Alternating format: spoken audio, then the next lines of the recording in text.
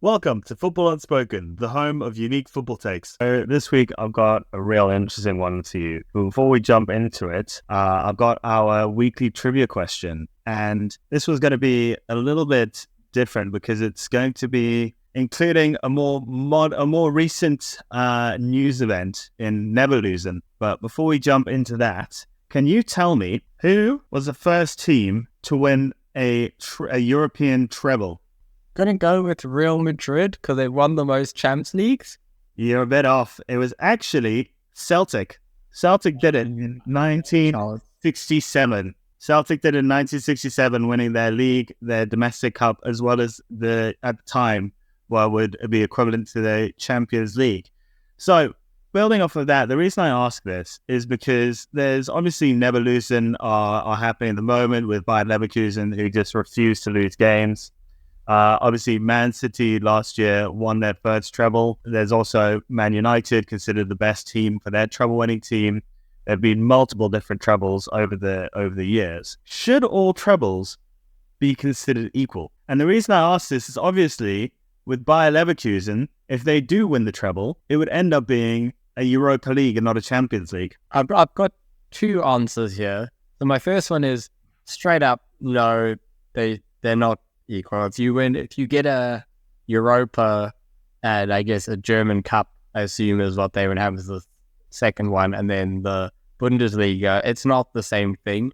Kind of like in England, if you do, I think Man City have they done the treble before in terms of the domestic treble? Yeah. They nearly won the quadruple, but didn't get the Champions League. So, like for example, winning the domestic treble in England is not equate to winning, say, the FA Cup, Premier League, and the Champions League. The other thing I want to argue is I believe football's kind of got more difficult, got more competitive over the decades. So maybe winning the sort of treble with the Class of 92 United team who won it. So for that team at that time, there was a lot less competition in the Premier League, and maybe Champions League, you could argue it was the same, but Premier League certainly has got more competitive. You look at Manchester City now, who weren't a formidable team at that time. Newcastle, even teams like that. If you look at this season, you got Newcastle, you got Villa, you've got... I'm not saying for titles, but I'm saying when you have to rock up every single week and you have to, say, go away to St. James's Park or go away to a Villa Park, it's really difficult every week to go and do that. Where I'm not convinced back then you had those teams outside of the top 3 or 4, which is, farmers' leagues basically around that time. So I think it's a lot more difficult now to win trebles than it was back then. And I also think when we're talking treble, we're talking Champions League, your domestic league, and your domestic cup. That's the treble. Anything else is not a treble. So that's my take on it. All right. Well, my first question to you, Josh, then, is Leicester's title-winning season the same as every other title-winning season? I've been so done here. Do you know what's funny is I actually thought about this a couple of weeks ago, and Leicester, the only reason Leicester could win that league was because everyone else was so bad. There's actually a joke that I've seen a few times, I love it, is, people have said, why have we never had a North London derby title race? And the answer is we did. Leicester won it. That's good. I like that a lot. So I think that kind of Man City, obviously, I think might have been Pep's first year or one of his early years. So City weren't quite at the races. The title race was Arsenal and Tottenham, which is just the two notorious bottler clubs. So that tells you everything you need to know about that title race. So clearly any other season, Leicester wouldn't have won the league. I hate saying that personally. I'm just speaking facts, but I hate saying it because I know it takes away from the amazing feat which was Leicester. I think when you still compare the funds they had and the spending they had, it was still an incredible feat, but it wasn't a very good title race that year. It wasn't very competitive. So no, that Premier League title is not worth as much as like most of the Man City titles, for example. I entirely disagree with you on that one. Surely winning a Premier League title is winning a Premier League title. Doesn't matter, like, if your other teams are bottling it around you. You still got to win your games. But the reason I brought Leicester up is because you look at these weaker teams necessarily who win your Europa League. It's not your Man Cities and your Real Madrids and your Barcelonas and those your title-winning teams generally that win the Europa League. So surely, I understand winning the Champions League is the pinnacle, but surely if you're a Europa League team, so Bayer Leverkusen or a Europa League team with a team that's significantly man for man worse than Bayern Munich, surely there's a bit of a balance out there. You know, if you're able to win if you're able to win your league, where your top teams are getting to Champions League finals, surely that balances out winning Europa. I'm about to dig myself an unreversible grave here, and I know I'm going to sort of introduce some abuse for myself by even saying this, but I'm almost going reverse now, and I'll explain myself. I'll defend myself.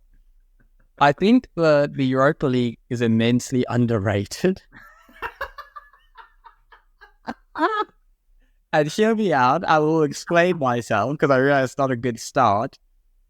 I think the Europa League is immensely underrated, particularly like late stage. If you look at the teams that have won it in the last few years, they're really good teams. They're really strong. And when they go into the Champions League the next year, they don't just get instantly knocked out in the group stage. They actually tend to go decently far. So I think that tells you that often, 9 times out of 10, that the top teams in Europe are actually like, I would say, middle Champions League team, or like quarterfinal, last 16 teams.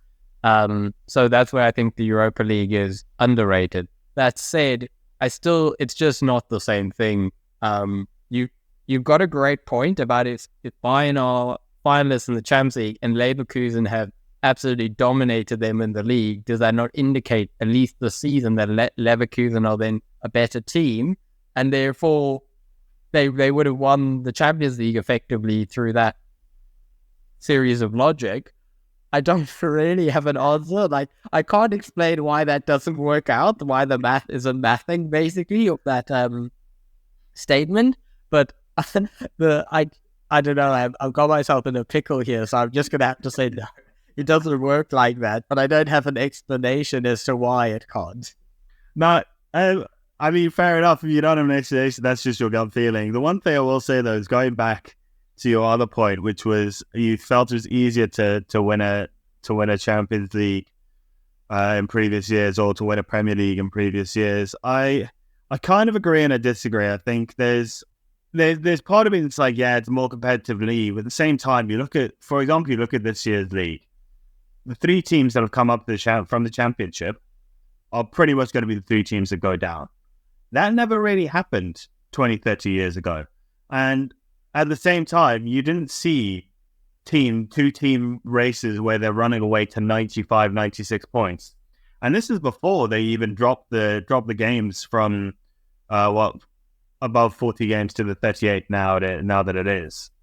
You didn't see the level of points that you were getting a couple of seasons ago with Liverpool and Man City running away from everyone.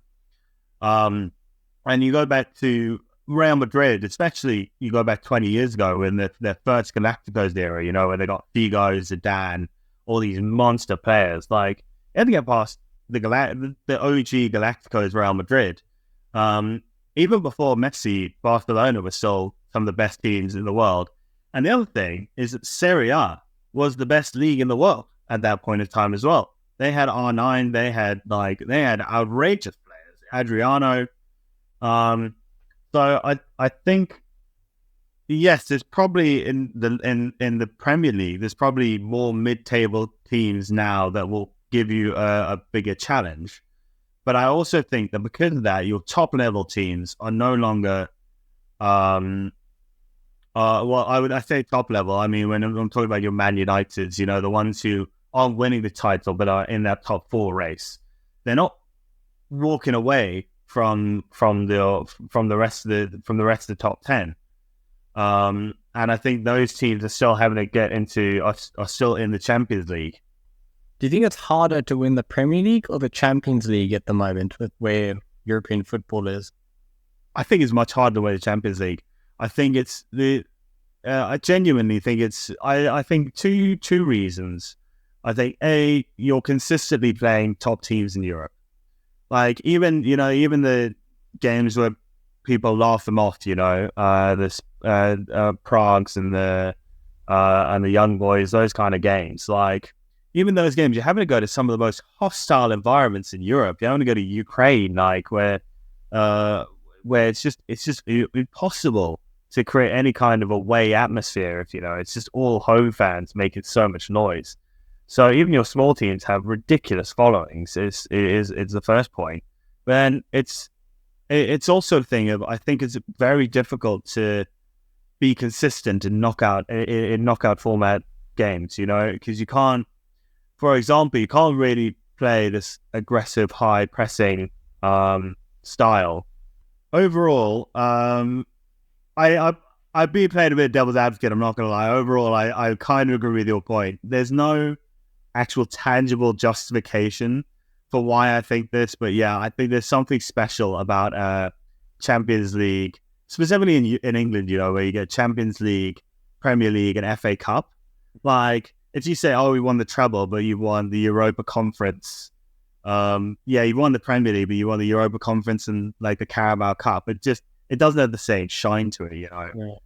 So I do tend to agree with you, despite my protestations earlier.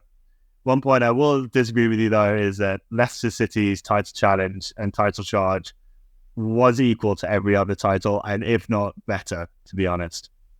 But on that point, thank you guys so much for listening to the FU podcast this week. If you have any thoughts, if you agree, if you disagree with us, please let us know. Leave us a like, leave us a comment, subscribe to the channel, and we'll see you next time.